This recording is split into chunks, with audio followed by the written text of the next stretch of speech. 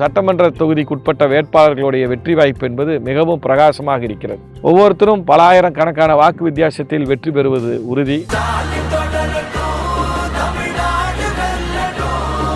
இந்த தினம் இந்த மேடை அமைக்கின்ற பணி நாமக்கல் சட்டமன்ற உறுப்பினர் அண்ணன் ராமலிங்கம் அவர்களது முன்னிலையிலே இப்பொழுது நடைபெற்றிருக்கிறது.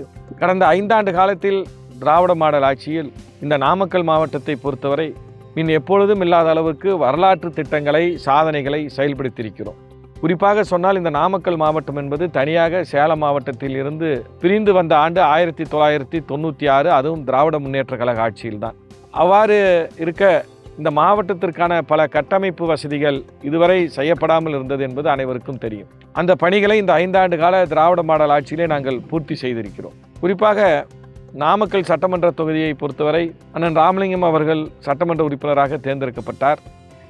அதேபோன்று டாக்டர் மதிவேந்தன் ராசிபுரம் சட்டமன்ற தொகுதி உறுப்பினராகவும் அமைச்சராகவும் தேர்ந்தெடுக்கப்பட்டார்.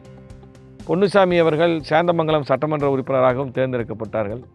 இவர்களோடு இணைந்து இந்த நாமக்கல்லில் கடந்த 5 ஆண்டு காலத்தில் வரலாற்று சிறப்புமிக்க பல சாதனை திட்டங்களை நிறைவேற்றியிருக்கிறார் என்பது இந்த மாவட்டத்தினுடைய மக்கள் நன்கு அறிவார்கள். குறிப்பாக ஒவ்வொன்றாக ஒவ்வொரு சட்டமன்ற தொகுதி வாரியாக சொல்ல வேண்டுமென்றால், முதலில் நாமக்கல் சட்டமன்ற தொகுதியை பொறுத்தவரை நீண்ட காலமாக நாமக்கல்லிலே இருந்த கோரிக்கை போக்குவரத்து நெரிசல். அதை குறைக்கும் பொருட்டு அந்த போக்குவரத்து நெரிசலை கருத்தில் கொண்டு நாமக்கலுக்கு ஏறத்தாழ 400 கோடி ரூபாய் மதிப்பீட்டில் சுற்றுவட்ட சாலை அமைக்கப்பட்டு வருகிறது. நாமக்கல் மாநகராட்சியில் பாதாள சாக்கடை திட்டம் நிறைவேற்றப்பட்டு வருகிறது. நாமக்கல் மாநகராட்சி பகுதியில் அண்ணன் ராமலிங்கம் அவர்களுடைய சீரிய முயற்சியில் ஊரக பகுதிகளிலும் சாலை அமைக்கின்ற பணி ஏறத்தாழ 90 விழுக்காடு சாலைகள் அமைக்கப்பட்டிருக்கிறது. மோகனூர் பேரூராட்சிக்கென்று தனியாக ஒரு குடிநீர் திட்டம் நிறைவேற்றப்பட்டிருக்கிறது. 100 ஆண்டு காலமாக நாமக்கல் நரசிம்மர் சன்னதியில் தெப்ப உற்சவம் நடைபெறாமல் இருந்தது. இப்பொழுது தெப்ப உற்சவம் கடந்த 2 ஆண்டுகளாக நடைபெற்று வருகிறது. மாநகராட்சி பகுதியிலே குடிநீர் பிரச்சனையை தீர்த்து வைத்திருக்கிறோம். ராசிபுரம் சட்டமன்ற தொகுதியை பொறுத்தவரை ராசிபுரத்தில் முழுக்க குடிநீர் பிரச்சனையை தீர்க்கும் பொருட்டு 852 கோடி ரூபாய் செலவில் அங்கு மாபெரும் ஒரு குடிநீர் திட்டம் நிறைவேற்றப்பட்டு அதை ஒட்டியுள்ள பகுதியான புதுச்சத்திரம் ஒன்றிய பகுதிகளிலும் இன்றைய தினம் முழுக்க குடிநீர் பிரச்சனையை தீர்த்து வைத்திருக்கிறோம். ராசிபுரத்தில் இந்த நாடு சுதந்திரம் பெற்ற காலத்திலிருந்து போதமலைக்கு சாலை அமைக்கப்படாத பகுதிகளில் இப்பொழுது கடமலை போதமலைக்கு சாலை அமைத்திருக்கிறோம். ராசிபுரத்தில் பட்டு ஏல மையம் திறந்திருக்கிறோம். இந்த பகுதியிலே பட்டு கூடு உற்பத்தி செய்கின்ற விவசாயிகள் அதிகமாக இருக்கிறார்கள். பட்டு ஏல மையத்தை திறந்திருக்கிறோம். ராசிபுரத்தில் டைட்டில் பார்க் கட்டுகின்ற பணி நடைபெற்று வருகிறது. மாவட்ட தலைமை மருத்துவமனையும் ராசிபுரத்தில் கட்டப்பட்டு வருகிறது. ராசிபுரம் நகராட்சி பகுதியில் சென்ற அதிமுக ஆட்சி காலத்தில் பாதாள சாக்கடை திட்டத்தை பாதியிலே அவர்கள் கைவிட்ட நிலையில் அந்த சாலைகள் சீரமைக்கப்படாமல் இருந்தது. நகராட்சியை பொறுத்தவரை 52 கிலோமீட்டருக்கு ராசிபுரம் நகராட்சியில் சாலைகள் சீரமைக்கப்பட்டு செப்பனிடப்பட்டு சீரிய முறையில் இப்பொழுது போக்குவரத்துக்கு சீரிய முறையிலே உள்ளது. அதேபோன்று ஊரக பகுதிகளிலும் சாலைகள் ராசிபுரம் பகுதியிலே மேம்படுத்தப்பட்டிருக்கிறது. நாமகிரிப்பேட்டை பகுதியில் ஏறத்தாழ இந்த நாடு சுதந்திரம் அடைந்ததிலிருந்து விவசாயிகளுக்கு பட்டா வழங்கப்படாத பகுதிகளில் நாரைக்கிணறு பகுதிகளில் தனியாக அரசாணை பெற்று சட்டமன்றத்திலே தீர்மானம் நிறைவேற்றி விவசாயிகளுக்கு விவசாய பட்டா வழங்கப்பட்டிருக்கிறது. இதெல்லாம் ராசிபுரம் சட்டமன்ற தொகுதியிலே நாங்கள் செய்த முக்கிய பணிகள். சேந்தமங்கலம் சட்டமன்ற தொகுதியை பொறுத்தவரை சேந்தமங்கலத்திலே ITI நிறுவியிருக்கிறோம். கொல்லிமலையிலே இரத்த வங்கியை நிறுவியிருக்கிறோம். துறையூர் சாலை அகலப்படுத்தப்பட்டிருக்கிறது.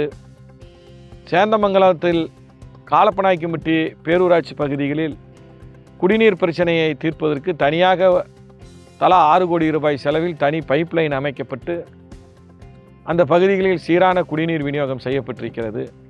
எருமப்பட்டி பேரூராட்சி பகுதிகளில் குடிநீர் விநியோகம் சீர் செய்யப்பட்டிருக்கிறது. சேந்தமங்கலம் சட்டமன்ற தொகுதியோடு இணைத்திருக்கக்கூடிய சீராப்பள்ளி மற்றும் நாமகிரிப்பேட்டை பேரூராட்சி ராசிபுரம் குடிநீர் திட்டத்தோடு சேர்க்கப்பட்டு அங்கும் முழுமையாக குடிநீர் பிரச்சனைகள் தீர்க்கப்பட்டிருக்கிறது. அண்ணன் பொன்னுசாமி அவர்கள் நம்முடைய துணை முதலமைச்சர் அவர்களிடத்தில் வைத்த கோரிக்கையின் அடிப்படையில் சேந்தமங்கலத்திலே உள் விளையாட்டு அரங்கம் ஒன்று கட்டப்பட்டு வருகிறது. இப்படி கட்டமைப்பு வசதிகளை ஏராளமாக செய்திருக்கிறோம். இது மட்டும் இல்லாமல் இந்த மாவட்டத்துடைய அடையாளங்களை ஏற்படுத்தியிருக்கிறோம். இந்த மாவட்டம் நான் ஏற்கனவே சொன்னது போன்று தனி மாவட்டமாக வந்த பிறகு இதற்கு மாவட்ட மத்திய கூட்டுறவு வங்கி அமைக்கப்படாமல் இருந்தது. நாமக்கல் மாவட்ட மத்திய கூட்டுறவு வங்கி இப்பொழுது தொடங்கப்பட்டு செயல்பட்டு வருகிறது. அதே மாதிரி ஆவின் பால் பண்ணை நாமக்கல் மாவட்டத்துக்கென்று தனியாக 100 கோடி ரூபாய் செலவில் அதிநவீன பால் பண்ணை அமைக்கப்பட்டு அதுவும் செயல்பாட்டுக்கு கொண்டு வந்திருக்கிறோம். இத்தனையும் நாங்கள் 5 ஆண்டு காலத்திலே செய்திருக்கிறோம்.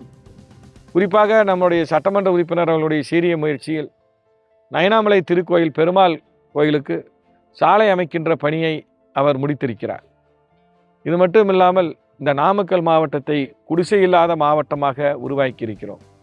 கலைஞர் கனவுள்ள திட்டத்தின் மூலமாக 3 லட்சம் ரூபாய் வழங்கப்பட்டு ஏழை எளிய மக்கள் வீடு கட்டுவதற்கு, குறிப்பாக கிராமப்புறத்தில் மட்டும் வீடு இல்லாமல் குடிசையில் இருப்பவர்களுக்கு காங்கிரீட் வீடுகள், ஓட்டு வீடுகள், குடிசை வீடுகளை மாற்றி ஓட்டு வீடுகளுக்கு 3 லட்சம் ரூபாய் கலைஞர் கனவுள்ள திட்டத்திலே வழங்கப்பட்டு இது குடிசை இல்லாத மாவட்டமாக இந்த நாமக்கல் மாவட்டம் உருவாகி இருக்கிறது. ஆக இத்தனை திட்டப்பணிகளை நான் சொல்லிக்கொண்டே போகலாம். இது அத்தனையும் 5 ஆண்டு காலத்திலே நாங்கள் சரி செய்திருக்கிறோம். இந்த பணிகளை மேற்கொண்டிருக்கிறோம். இதையெல்லாம் இந்த நாமக்கல் மாவட்டத்தில் இருக்கிற மக்கள் உணர்ந்திருக்கிறார்கள். திராவிட மாடல் ஆட்சியில் நடைபெற்ற பணிகள். இதுக்காக நம்முடைய சட்டமன்ற தொகுதிக்குட்பட்ட வேட்பாளர்களுடைய வெற்றி வாய்ப்பு என்பது மிகவும் பிரகாசமாக இருக்கிறது. ஒவ்வொருத்தரும் பல ஆயிரக்கணக்கான வாக்கு வித்தியாசத்தில் வெற்றி பெறுவது உறுதி. இதற்காக இவர்களை ஆதரித்து நடைபெறுகின்ற பிரச்சாரம்தான் கழகத் தலைவர் தளபதி அவர்கள் பங்கேற்று வருகின்ற 16ஆம் தேதி வியாழக்கிழமை மாலை 5 மணி அளவிலே சேலம் நாமக்கல் பொம்மக்குட்டு மேடு சாலையிலே பகுதியிலே அந்த பிரச்சார கூட்டம் நடைபெற இருக்கிறது என்பதை தெரிவித்துக் கொள்கிறேன்.